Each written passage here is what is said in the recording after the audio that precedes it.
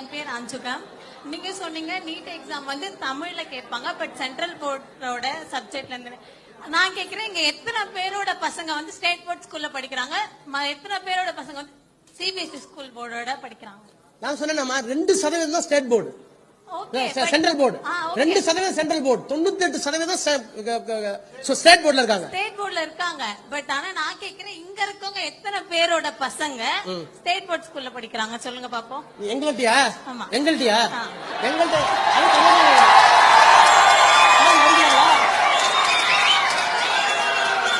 இல்ல இல்ல இல்ல இல்ல இல்ல கேள்